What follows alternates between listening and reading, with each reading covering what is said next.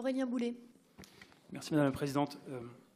Rapidement, c'est un projet évidemment qui était extrêmement ambitieux puisque nous avons dû mettre en sens unique le boulevard d'Albi. Vous le savez, on en a plusieurs fois parlé ici en Conseil métropolitain. Et donc, il y avait en effet un plan de circulation assez conséquent, assez nouveau, aussi assez novateur à implémenter pour que cela puisse fonctionner. C'est ce que nous avons fait. Quand j'écoute Julien Bainvel qui dit que nous avons monté ce projet coûte que coûte et sans les habitants, je tiens à rappeler quand même les nombreuses réunions de concertation avec les habitantes et avec les habitants, avec aussi les professionnels, avec les personnes qui détiennent un commerce dans ce secteur. D'ailleurs, ces échanges continuent. Les riverains de la rue des Rochettes, avec Pauline Langlois, notamment l'adjointe de quartier, nous les avons déjà rencontrés. Nous allons à nouveau les rencontrer d'ici 2 à 3 semaines. Le rendez-vous est en cours de calage.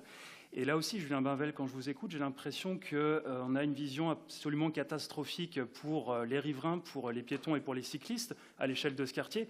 Or, si on dézoome un petit peu, oui, il y a des points de crispation, nous le savons, notamment sur la rue des Rochettes. Nous travaillons dessus et les services travaillent dessus. Mais en dézoomant, il faut quand même voir la réalité. Aujourd'hui, on a un quartier qui est extrêmement apaisé. Nous avons un boulevard d'Albi qui est quand même une réussite. Il n'est pas encore tout à fait livré, mais c'est déjà une réussite. Nous avons une rue d'Allonville qui est l'une des vélorues les plus fréquentées de France.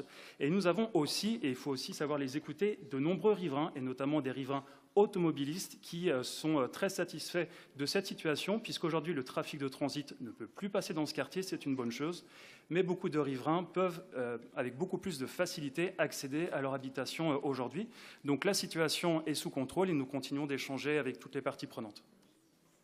Merci.